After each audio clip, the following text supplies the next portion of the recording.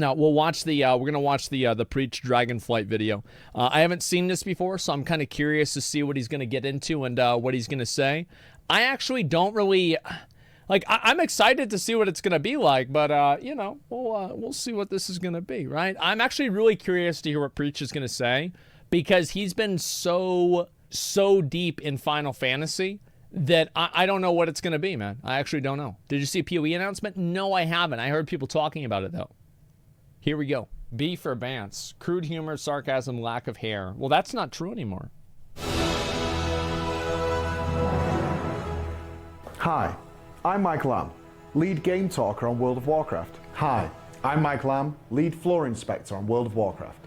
Today, same person. Let's see here. I need to take a piss. I'll be right back, guys. Give me 1 second. And we'll start this. This is gonna be, yeah, this is gonna be good. I'm ready. Did you remember to wash your hands? Man, I was down there. I knew I forgot something. Damn. Hey, we're here to react to the World of Warcraft Dragonflight reveal of World of Warcraft Dragonflight. I thought you didn't play the game anymore. Yeah. I don't.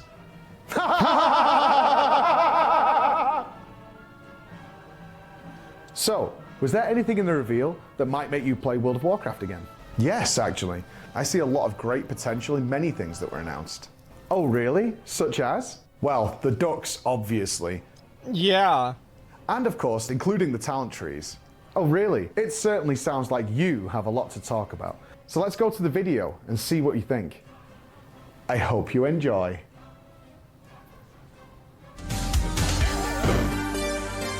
That was so fucking creepy and awkward. I love it. Oh my god. That is just so good. Okay, we have Dragonflight announced. This was exciting because obviously a lot of us have left the game. And it was time for, as far as I was concerned, for Blizzard to nut the fuck up and blow everything at the wall and really come out storming. Blow everything at the wall. Although there's been lots of drop-off of players over the years, obviously Shadowlands was the worst ever example of that, with a lot of people leaving the game just because of the Shadowlands itself, but also because of the controversies at Blizzard as well, which is still... I still feel like WoW probably lost more subs in WoD. I do. I really think that it was even worse in WoD. But, I mean, we don't know. They don't show the numbers anymore, so it's just my guess. Going, and if World of Warcraft, a game that is my favorite game of all time, obviously, allowed me to build a career and allowed me to really be here in front of you guys, True. Needed to fucking come back and be the game that we all know and loved, so I could, even for someone like me, could consider wanting to play 10.0. I still have not played the latest patch of World of Warcraft, despite the fact that my friends are doing stuff, and I was really hoping to see, give me a reason just to play. That's all, not to be a content creator for it, but just to play the fucking game. That's all I wanted to see, really. And I had so many expectations going in about what Blizzard could possibly do. So, let's talk about what they did do. It is going to be the dragons. No surprise there. The Big, yep, there it is. It was pretty much confirmed. We saw it in the code. Okay, it's the dragons, that's fine. I do want to say that opening cutscene, Stony Bro, I loved Stonefriend. Stonefriend was awesome. This was a great introduction. I actually didn't think it was going to be dragons until we saw the beacon light. We've seen lots of inspiration for a place like this in the past, and the Dragon Isles looks like they're going to embrace a lot of things that were a clear message to me that Blizzard has changed their mindset on so many things and are embracing things that previously they have seen as a thorn in their side. So flying is definitely going to be one of those things, but we'll get there in a sec. Yep. So we've got this new race, the Drakthir, and a new class, the Invoker, locked. This was going to be, I think this was going to be, in their minds, the home run swing that they was putting out there, new race, new class. Not sure it met a lot of people that way because it is locked. You can only it's so restrictive, Invoker. You will only get 2 specs with it, which is a healer or a ranged DPS. And that's it. So a lot of people would definitely, or will be of the mindset is like, I kind of wish I could be a Drakthir warrior, because obviously they seem to get glide passively. Well, they should. You should be able to be a warrior Drakthir. Warriors literally have Dragon Charge and Dragon Roar. We should be able to be dragons. Why not? Seems good to me. They have wings. Reading into the details on the website, you can manually choose, similar to Worgen, as to be in dragon form or whether you can be in human form. Yeah. Doesn't seem to be combat linked at all, at least according to the website. You can just be the human form if you want to be, or you want to be the dragon form. I thought it was more like certain Worgen. spells will turn you, similar to a demon hunter, into dragon form. So Yeah. we saw that really cool spell, which was the fire breath going along the floor. No, that was you cool. do turn into a dragon for that because you need I to like that a utilize your lot. wings and then probably pop back into human form when you land. We saw an I-beam, very movable I-beam, similar to the demon hunter coming out there. Sure. Personally, my theme of what I'm going to talk about in this video, and a lot of the expectations of the deeper dives that we'll find out as we go forward with World of Warcraft, is go far with it. And I always regale, and I know many of you have seen, the legacy of the Burning Crusade. My final message that I came out with there, my final conclusion to the Burning Crusade, which was Blizzard just fucking went crazy and saw what worked, and then they drew stuff back in, and then they went further with the stuff that was allowed. Go far, because... Yeah, that's what I said too, is like, just fucking do whatever you want to do, man. Like, do some crazy-ass shit. Like, yeah, do some crazy-ass shit. Like, I don't want to see some bland, safe decisions. Yeah, I mean, come on, man. Years and years now, Blizzard has really sort of restrained themselves. They've gone safe, and safe is not that fun, ultimately. Safe is not that fun. Safe is losing slowly.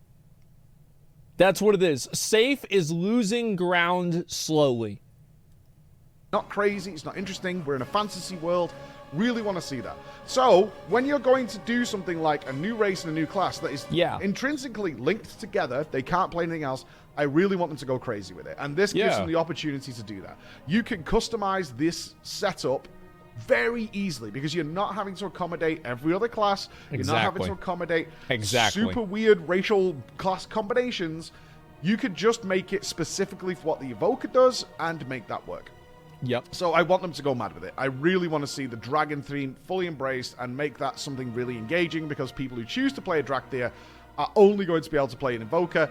That means that raid spots and stuff are going to be limited. You're not going to take 50 Invokers or anything like that. Probably you will. I hope they make it such an engaging experience. They do get their own starter zone, thinking back to the original Death Knight zone. That could be really cool, but it's going to be a limited gameplay experience.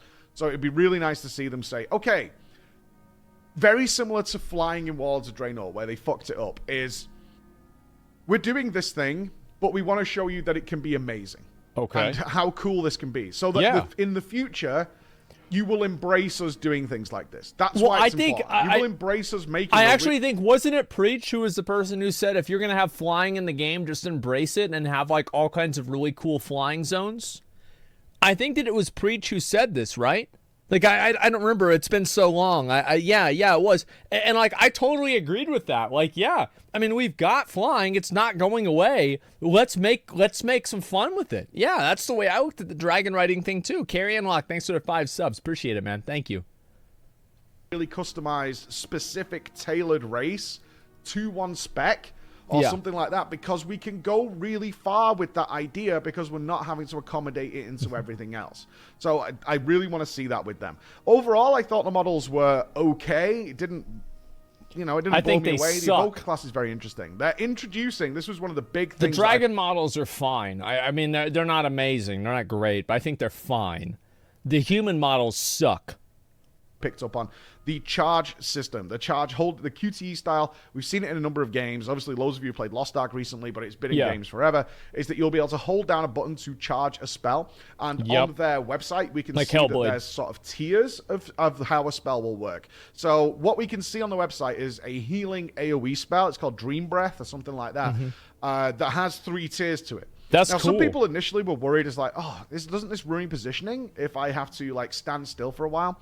There's nobody who's not been able to say on a Resto Druid, pull off a wild growth and a couple of regrowths, right? Yeah. It's not going to be that bad, depending on how long the spell You don't have to be moving is. constantly. What I do want to see out of this, though, and I think would be really cool, is that if you've got these 3 tiers of charge, if you fill the first tier, you get the bulk of the benefit from that. That would be cool. So if you're doing an AoE heal, the big heal portion comes out of the first tick, because there are occasions when you just can't stand still and you need to pull off a heal, right? Yeah. You just need to do it. But then the next tiers add really good benefits if you, one, position correctly, so you're able to pull this thing off, and it's worth holding the button down. Because in World of Warcraft, as we all know, it comes down to, is it worth? Everything is very black and white. So if it's a case of, well, the first tier is the best, the other two suck, yeah, then it's not going to be worthwhile. But at the same time, make those other well, two... people will min-max it, and you don't want to have, like, one of the worst things for games to have is, like, whenever people start min-maxing, and they min-max an outcome of the game that is negative.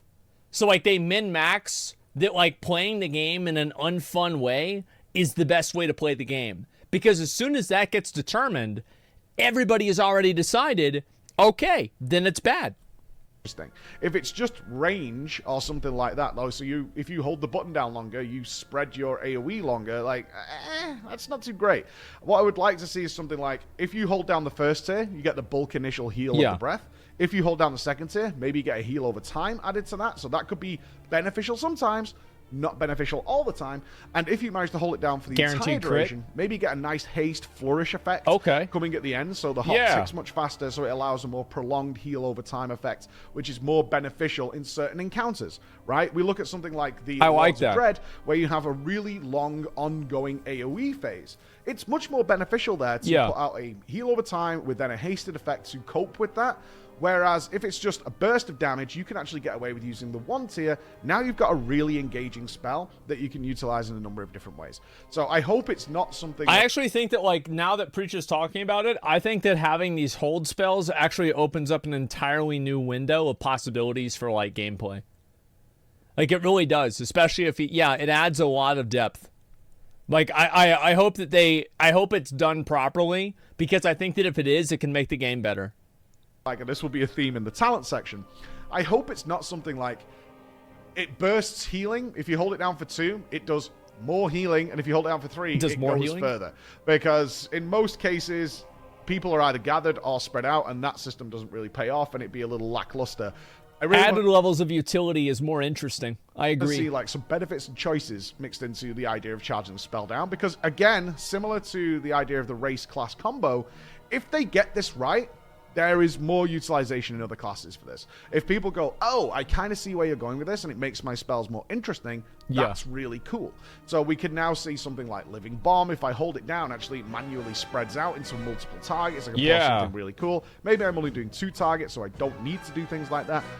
There's lots of variation that can happen there if the spells actually do something interesting. You can have, like, a Blade Storm where, like, for example, like, if you hold down Blade Storm, it just doesn't stop. So, like, for example, like, let's say you want a Blade Storm, but you want it to last for, like, 10 seconds or, like, 20 or 30 seconds. You just hold the button down, and it just doesn't stop. You just keep spinning. That's great, right? You charge them up. So I really want to see that. And the Evocus class looks interesting, something to check out. Again, this is the temptation. You want to come back and you want to try it out. It's got some new features. Let's see how that goes.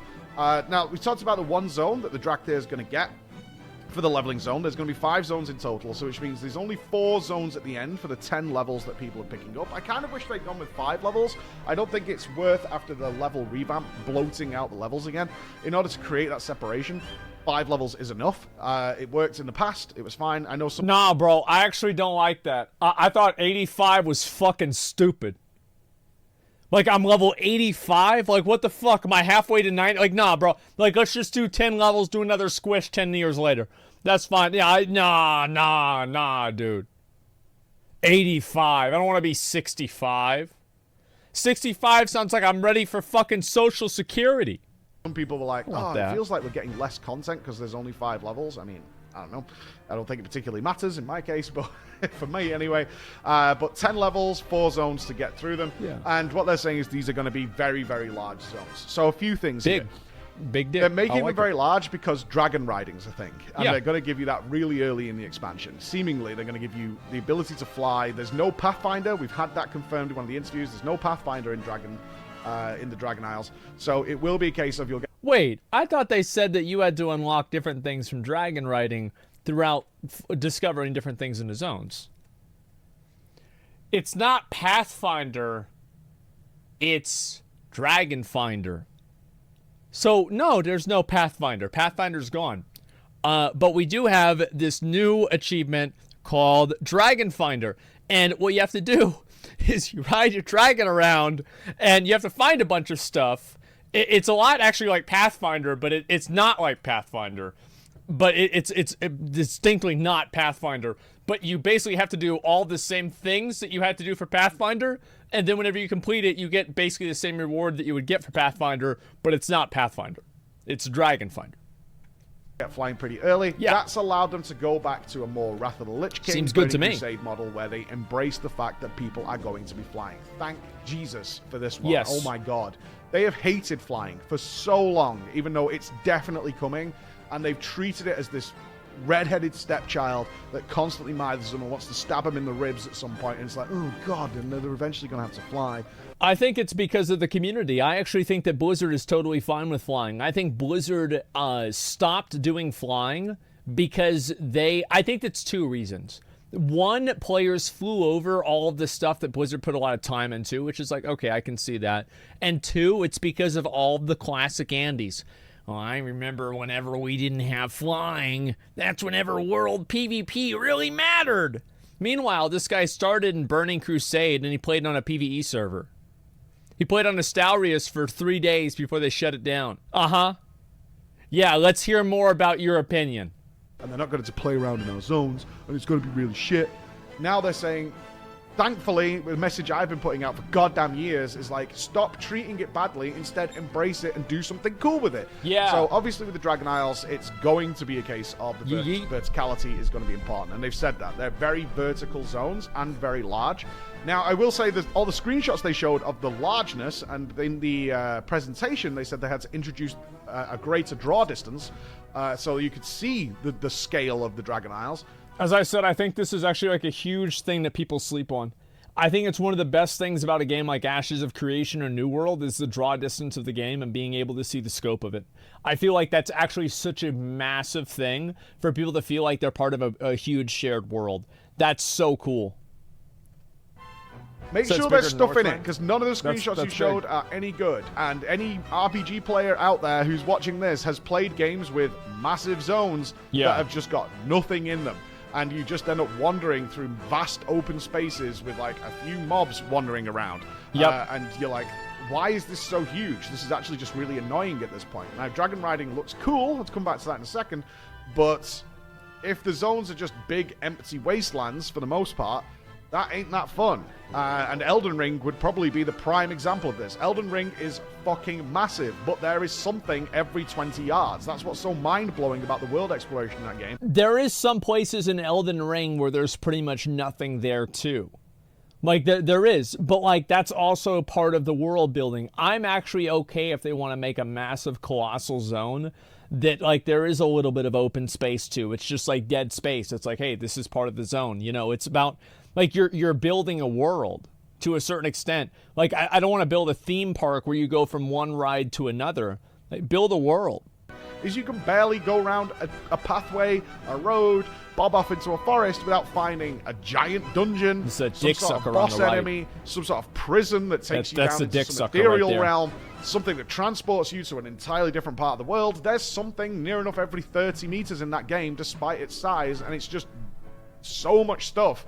And you kind of want to do it all, and it's really fun. I hope this is not a case of, hey, look how big our zones are. You just have to ride further. Yeah. Right? You just have to ride further. That's not going to be that fun. So I really hope that they do stuff with that, and they utilize the verticality in a great way.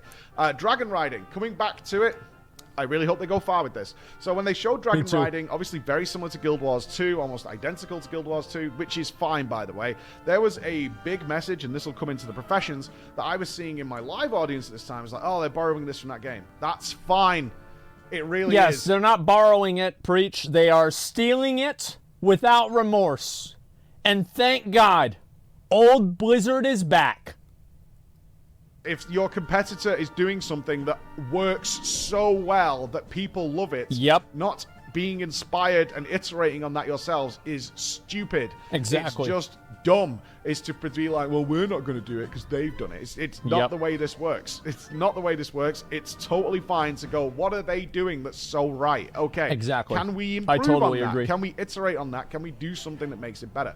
And if so, let's bring it into our product as well, right? Yep. It's the same thing. You do think that, like, tooth whitening toothpaste was made by one company and everyone else was like, well, we can't do tooth whitening toothpaste. No. That's a good point. Yeah, I wish that honestly, like more games, like every game, I think does one thing really, really well. Maybe this is what Guild Wars 2 does really, really well. Final Fantasy does story really, really well. WoW does transmog and completionism really, really well. Lost Ark does combat really, really well. And like each game and like horizontal content, I think it does it very well too. Like each game has different things that it does extremely well. And like, just you have to take that and like approach it and like also New World does a great job at kind of like world building and making people feel like they're out in an environment, in a real world, right? And like Gathering, like I think New World is Gathering better than like any game that I played. I haven't done the Final Fantasy Gathering, but I can't imagine it's better than New World.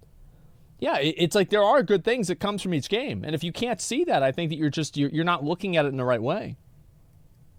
Of course not. Everyone was like, well, we need to do whitening toothpaste now because everybody else is doing it. Yeah, of course. Otherwise, we're just being stupid and giving Streams all are the the same business to way. those guys. It's like streaming that's how medals. it goes, right? So that's a Yeah. very normal thing. So with the dragon riding, looks cool, looks fun.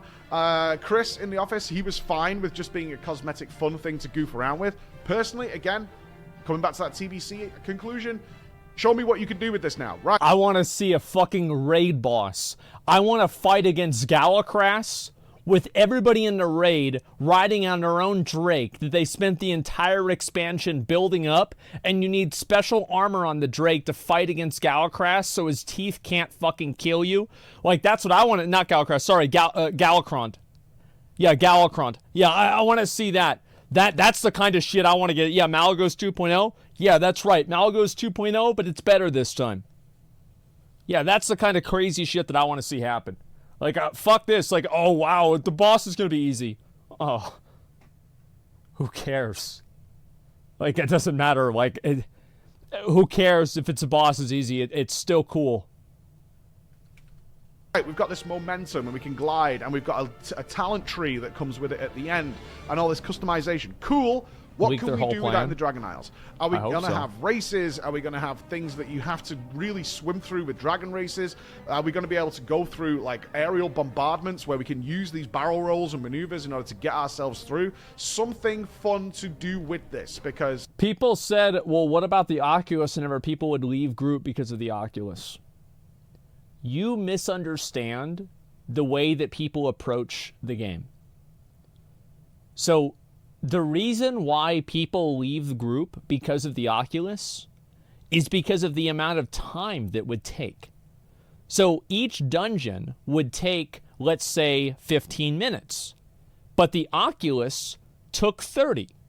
So people left because they didn't want to spend 30 minutes. If the Oculus took 10 minutes and you spent the whole time in the dragon, people would have liked it. That's all there is to it. That's the whole secret. People are going to like it if it saves time, and people are going to hate it if it takes longer. You know what a good example of this is? Halls of Reflection.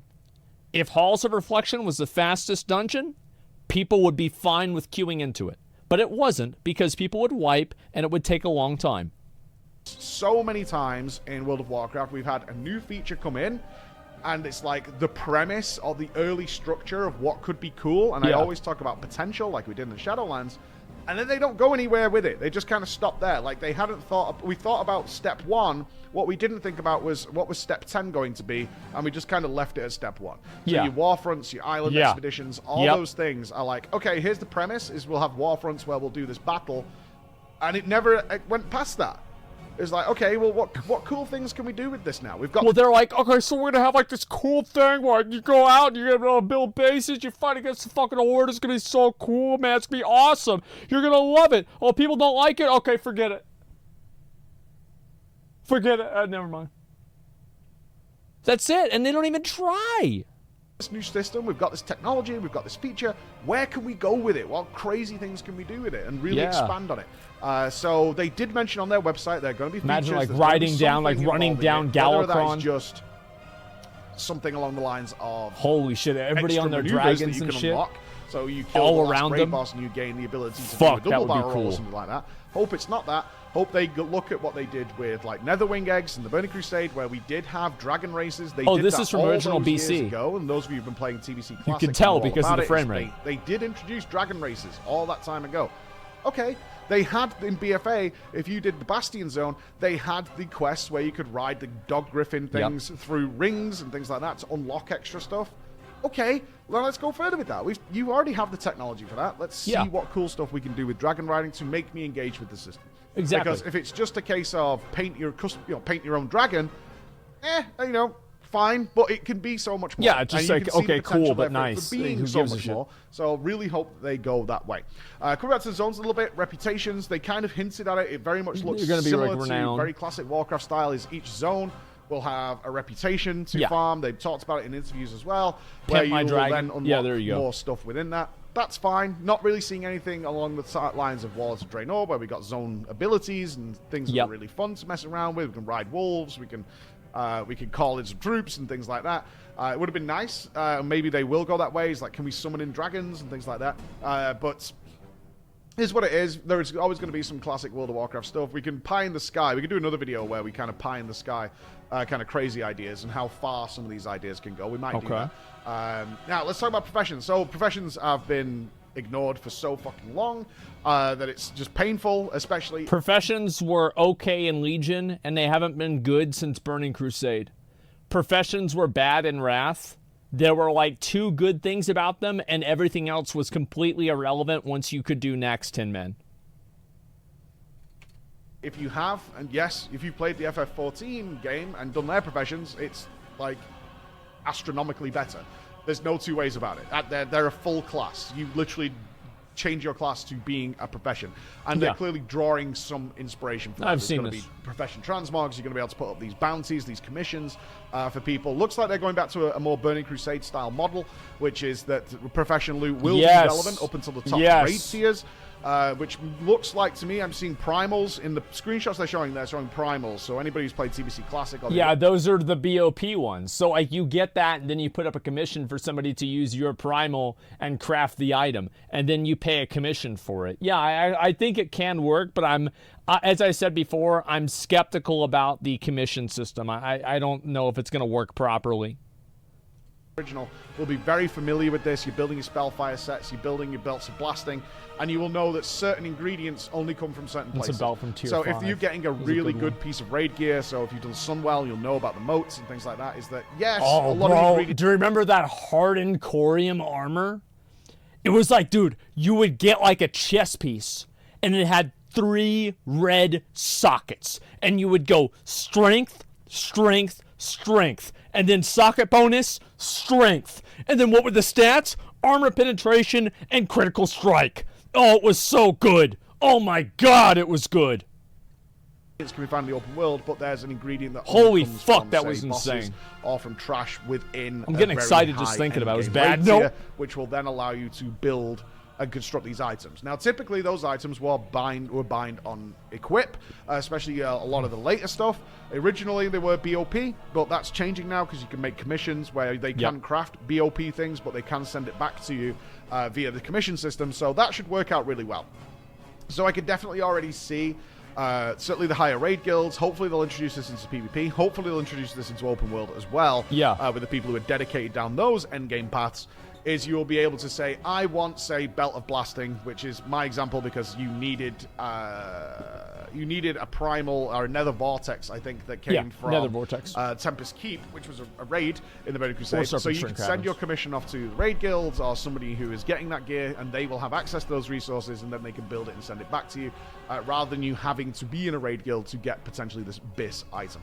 So they're going that way. Again, there's a lot of potential to go further with that. I could talk about professions forever. It was one of the biggest subjects I wanted to discuss with Blizzard about 3 years ago when I was... Yeah, I'm glad that they're taking that seriously. You know what I think they should do is I think they should have even more profession-based stuff for PvP. Like, how cool would it be is if you could make armor with skulls on it, and you could only get the skulls from, like, PvP in war mode or some shit, right?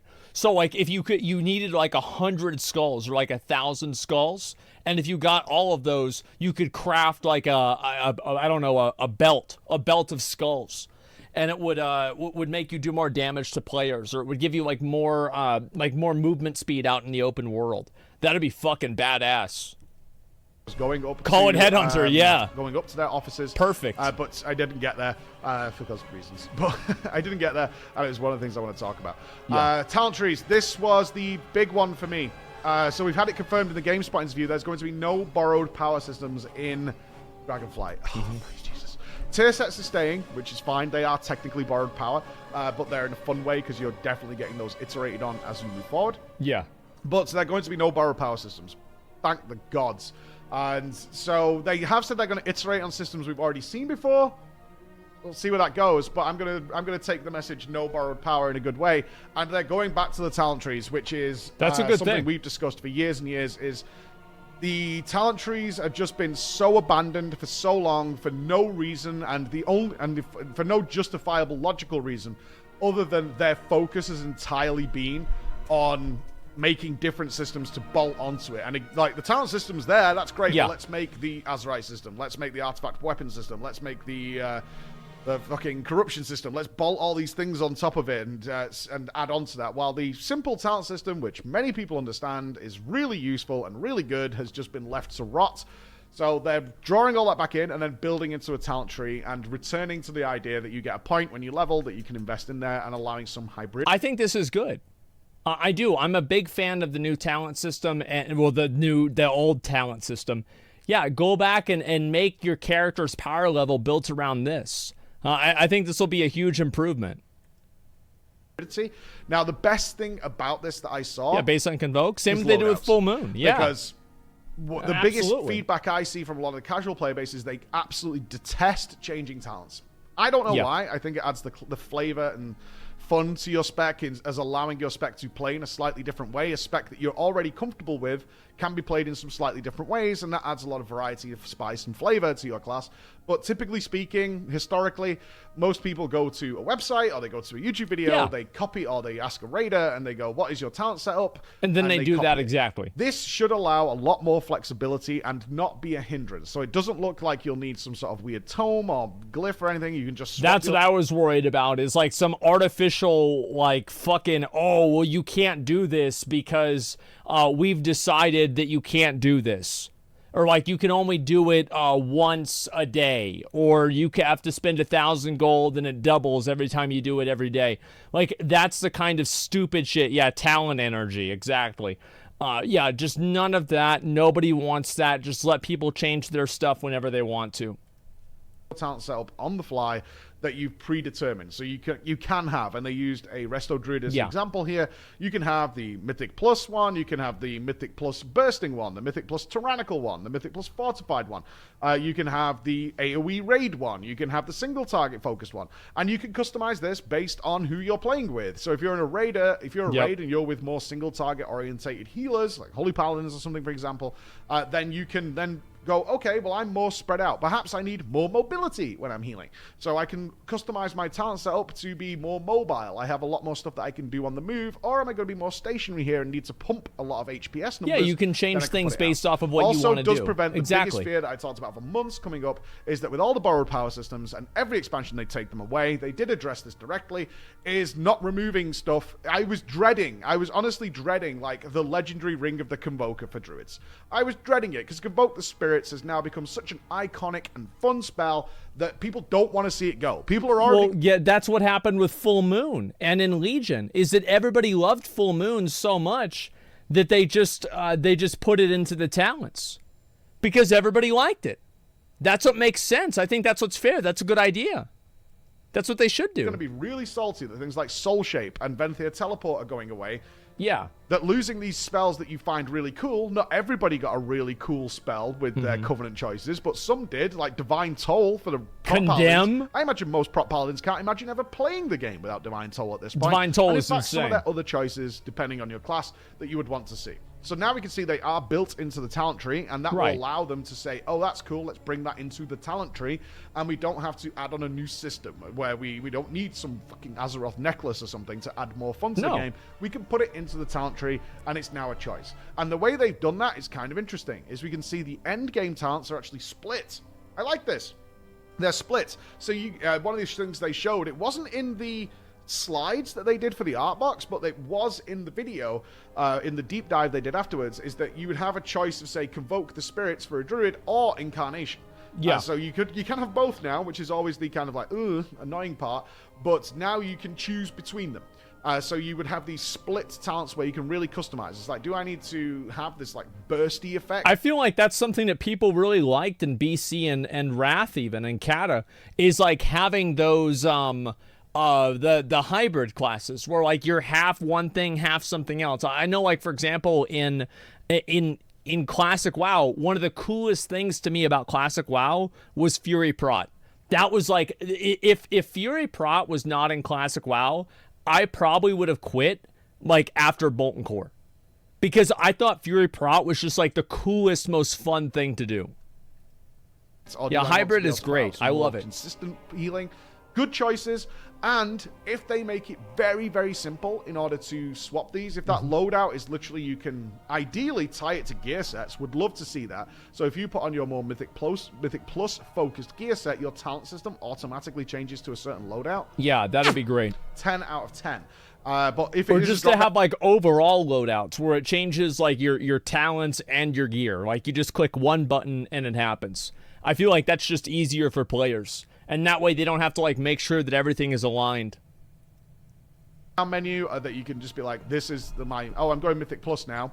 I click myself. Because even the most casual players can easily set up like 3 of them. You will have the hardcore of the hardcore who have like 10 different talent setups, depending on each of the customizations they want on a fight-by-fight PvP basis. Yeah. They will have all those things. That's fine too, but for your general casual player who's like, I just want a decent healing setup for dungeons and maybe a slightly different one for doing raiding and pug raiding, whatever it is I want to do, that's fine. I can have 2 setups for that, or maybe I do a bit of PvP. That's kind of my PvP setup. Whereas other guys are going to be able to like really customize their character on an encounter-by-encounter basis, which is great, because that allows the flexibility between the high end and the lower end as well to get everything they want. Well, yeah, and there's also, like, I feel like you always make decisions, and, like, Blizzard is always, like, thinking and making decisions around, like, the top and bottom 10% of players, but there's a lot of people that just like trying out different stuff, like, oh, I want to do my talent, but, like, I want to do my talents, but, like, I want to do world quests, so I want to have, like, this AoE talent or something like that, right? It's not like this crazy, weird min-maxing bullshit or something like that. People just want to play and do something different. Personally, was a big fan of the talent revamp when it happened in Mists of Pandaria, but so literally as we said that in this video, it then just got abandoned and left in the dust. There are talents that were sitting in that talent tree, the talent rows that we've had for so many years now, that were just dead for years. They just never got addressed, while all the focus went into some other obscure system that they were strapping on for the expansion. Yeah. And it's like, why don't you just fix the talent system? Honestly, it's just sat there. It's really good. It's really easy to use. Well, the talent system, this is what I said before, right? Is like the talent system, it was bad. It's bad now, but like it wasn't that bad in Mists of Pandaria. In Mists of Pandaria, a lot of our talents were actually useful. Like whenever you really think about it, a lot of our talents were pretty good. And what happened over time is that Blizzard just kind of ignored some talents. Like they just stayed the same for years. And like they got over nerfed. Like a war machine got like way over nerfed. What the fuck? Is that a wasp in my room? Is that a motherfucking wasp in my room? Are you kidding me, bro? Are you fucking kidding me, bro? Like, how has this happened to me? Like, really? Give me a second. Like, I'm so mad. I think it is. I'll be right back. I gotta deal with them. I hate this fucking house, man. It's just phase 1. I'm worried about that. No loot. Yep, no loot. So annoying. Get a quarterly exterminator. It's just like, I just cannot, like, keep up with my fucking house, man. All right, let's go. I don't understand why you're not bothering this. One thing I will say about the talent trees is there are a few things to keep an eye out for, which I hope they don't do. Similar to what I said with the Evoker charge system, is there are a few things that have multiple tiers of them, that have pictures like Life Bloom in them, that have pictures like Wild Growth in them. Yeah. I really hope, similar to the Evoker and that charge system, is that they are not just like increases the healing of Wild Growth by 2% and 4%. And things like that. That is exactly why you got rid of this talent tree system in the first place. Well, it's boring. Like, that's the thing is, like, every talent, like, there are some talents that should make you do more damage. Like, absolutely. Like, yeah, just, like, percentage-based damage that's really simple and there's no, like, complexities to it or anything like that. It just simply makes you do more damage. However, I think that most of them, the majority of the talents, should be things that actually change your decisions. You know, they actually make you change the game more. Because right now we have the worst of both worlds. We have talents that are not really choices because you feel like you have to pick them. And then at the same time, you also have the problem where you've got that you don't really have any choices at all. So, like, you don't even have the illusion of choice. You have just no choice, period. With all these talents in there that were like, well, I have to take that, and it's not fun to be like, well, of course I'm going to be using Wild Growth, so I absolutely have to buff that up. Yeah. So what I'm hoping for is similar to the Evoker system. Perhaps your Wild Growth has a shorter cooldown because I need to AoE heal more often. Perhaps my Wild Growth can be cast on the move if I invest those points in them. Make those choices matter sometimes, but not matter other times. That is how you make a talent system fun, and why loadouts then make life much better. We talked about a high mobility healing setup. Okay, so in this one, I do have those points in Wild Growth, so I can cast Wild Growth on the move. That's fantastic. However, I only need that for like 2 out of 3 fights in the new Dragon Raid or whatever it might be, so I don't need it here, in which case I can put my points into something else. Perhaps I can put them into a better cultivation. Yeah, you can retool your class. Whatever it might be. Something along those lines, so that I can really feel like I'm making meaningful choices. I'm not saying that ironically, I genuinely mean that. Is I can make these meaningful choices. Yeah, I feel like players can make meaningful choices without those choices being commitments. I think players don't like making commitments. They like being able to make choices, not commitments. Along with this talent setup, and I can build my character around what my team and what the encounter designs of me. And that means that I can have a lot of fun with it. So that's basically my feedback here. It's really, overall, super positive. Like, everything here was good, and everything here has potential. Now, I did say that about Shadowlands. Everything there had potential. The Covenants had massive potential. But you were right! Like, we all were. We were like, man, this looks really cool. I hope they actually are able to do this and make it good. Yeah, I hope so. But yeah, there was the Covenants, right? We all hoped that it was good. Potential. The Torghast had massive potential. We never saw that potential realized. They are saying in the interviews they had that it's ready when it's ready. There's no announced date of when it's coming out. They're not trying to rush it out the door.